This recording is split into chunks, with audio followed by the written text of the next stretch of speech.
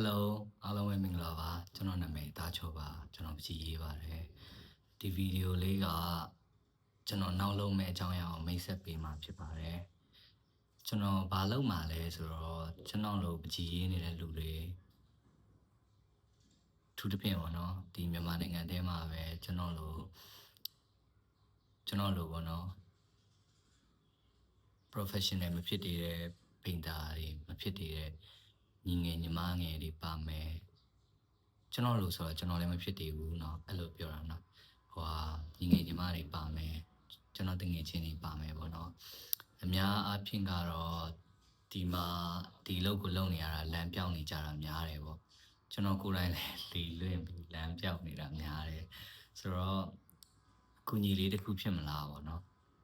ကျွန်တော် motivation ပေးချင်တာပါနောက်တစ်ခုကကြတော့ကျွန်တော်ဘယ်လိုလူတွေကိုရည်ရွယ်လဲဆိုရင်ဗျာအဲ့လိုကိုကအကြီးစရာဖြစ်ချင်တာမဟုတ်ဘူးကြီးကိုဝါဒနာပါတာတော့မဟုတ်ဘူးဒါပေမဲ့ခုမှစိတ်ဖိစီးမှုများတယ်စိတ်ပင်ပန်းစရာတွေများတယ်အဲ့လိုလူမျိုးတွေအတွက်တရားထိုင်တယ်လို့မျိုးပေါ့စိတ်ရဲ့အေးချမ်းရလေးကိုအဲ့လိုအကြီးရေးဆွဲခြင်းနဲ့ဘယ်လိုရှာမလဲပေါ့နော်ကျွန်တော်အဲ့လိုအကြောင်းအရာလေးမျှဝေပေးမယ်စောနာကျွန်တော်ပြောတဲ့ကျွန်တော်လိုမျိုးကျွန်တော်ညီကိုတွေမောင်နှမတွေသူတို့တွေအားလုံးအတွက်ကကြတော့ဒီချင်းတွေမှာစိတ်တက်မရိုင်လဲပဲနဲ့ပေါ့နော်ဒီလောက်ကိုချစ်လို့ရွေးချယ်ခဲ့တဲ့ဒီလောက်ကိုရည်ရှည်အမြဲတမ်းဆက်လုပ်နိုင်အောင်ဘယ်လိုမျိုးလုပ်ရမလဲပြီးတော့ကိုယ့်ရဲ့လက်ရာတွေကိုတိုးတက်ကောင်းမွန်လာအောင်ဘယ်လိုလုပ်ရမလဲပြီးတော့ကိုယ့်ရဲ့လက်ရာတွေပေါ်မှာတာဝန်ယူမှုတာဝန်ခံမှုပေါ့နော်အဲ့လိုပိုင်းနေကျွန်တော်တိတလောက်ပါကျွန်တော်ဆရာတယောက်တော့မဟုတ်ကျွန်တော်ကိုယ်တိုင်လည်းတခြားလူပြန်လဲဝင်ငားနိုင်လောက်အောင်ထိတော့မတော်ဘူးပေါ့နော်ဆိုတော့တိုးတော်ညာလဲပေါ့နော်ကျွန်တော်လည်းပြင်းနေတယ်ကျွန်တော်မှလည်းအလုပ်တွေတော့များတယ်ဆိုတော့ရတဲ့အချိန်မှာကျွန်တော်ကိုယ်တိုင်လည်းဆန်းလုပ်ကြည့်ခြင်းနဲ့စိတ်ရှိလို့ကျွန်တော် YouTube မှာပေါ့ YouTube မှာကျွန်တော်ပတ်စင်တော့မဟုတ်ကျွန်တော်စိတ်ကူးရှိတဲ့ရက်တွေမှာကြီးဆွဲနေတွေတင်မယ်ကြီးဆွဲတဲ့လူတယောက်တိထားရမယ်ချောင်းရလေးတွေတင်မယ်ဆိုတာခင်ဗျားတို့တင်မယ်ပြောတာမဟုတ်ပါကျွန်တော်ကျူခါမှာကျွန်တော်တင်မယ်ပြောတာဆိုတော့အဲ့လိုလေးတင်မယ်ပြီးသွားရင်ကြီးဆွဲတယ်ဆိုတာတဲ့ဘက်ကျူရဲ့ app ပါတဲ့ကျွန်တော်ဆရာတင်ပြတာပေါ့နော်ဆိုတော့မြင်မှုဆိုင်ရာကိစ္စ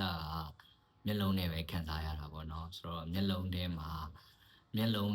ခံစားဖို့အတွက်ခြားလူတွေမျက်လုံးထဲမှာခံစားဖို့အတွက်ကိုယ်မျက်လုံးကလည်းမြင်တတ်ဖို့လိုတယ်ပေါ့နော်ဆိုတော့ကျွန်တော်အဲ့လိုအကြောင်းအရာလေးတွေပြောပြမယ်ပေါ့နော်ဘယ်လိုပြောရမလဲဒါကြီးကအဖိုးတန်တာတော့ဟုတ်ချင်မှာဟုတ်လိမ့်မယ်ဒါပေမဲ့တခုခုတော့ဖြစ်သွားမယ်တခုခုတော့ရသွားမယ်လို့ကျွန်တော်ယုံကြည်ပါတယ်ဆိုတော့ကျွန်တော်အဲ့လိုလေးတွေတင်မယ်ပြီးတော့တချို့ပေါ့နော်အဲ့လိုစိတ်ဖိစီးမှုတွေဖြေလျှော့ခြင်းတဲ့လူတွေအတွက်လည်းကျွန်တော်ကလွယ်ကူကူနဲ့ရိုးရှင်းနဲ့ကိုယ်စိတ်အေးချမ်းမဲ့ကြီးကားလေးတွေဒါမှမဟုတ်ကြီးဆွဲနည်းလေးတွေပေါ့နော်အဲ့လိုကျွန်တော်မျှဝေပေးမယ်ဆိုတော့ဒါကပုံမှန်နေ့စဉ်ရက်ဆက်ဗီဒီယိုကအဆက်မပြတ်မတင်ပေးနိုင်ခဲ့ရင်တော့ကျွန်တော်တောင်းပန်ပါတယ်ကျွန်တော်တခြားလုပ်တွေလည်းလုပ်တယ်အဲ့တော့ကျွန်တော်မှအချိန်တိတ်တော့မလောက်ဘူးဆိုတော့ဒါပေမဲ့ကျွန်တော်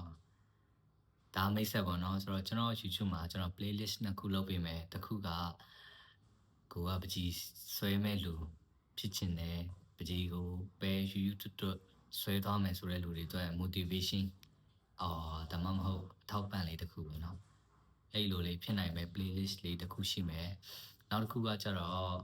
ဆောနာပြောရရိုးရှင်းပဲကွာငါစိတ်အေးချမ်းငါကြည်ဆွဲတာဘာမှကိစ္စဆိုင်ဆရာမလုပ်ဘူးဘယ်လိုမှလည်းငါပြမှာမဟုတ်ဘူးအဓိကဆွဲနေတဲ့စုပ်ချက်တိုင်းအယောင်တိုင်းရေးချက်တိုင်းမှာငါစိတ်အေးချမ်းနေရပြီဆိုတဲ့လူတွေအတွက်က playlist တစ်ခုပေါ့နော်ဆိုတော့ကျွန်တော် playlist နှစ်ခုတင်ပေးပါမယ်ဆိုတော့ကျွန်တော် YouTube ကောင်လေးကိုလည်းစောင့်ကြည့်ပေးပါအောင်ကျေးဇူးတင်ပါတယ်ကျွန်တော်ထမင်းစားလိုက်အောင်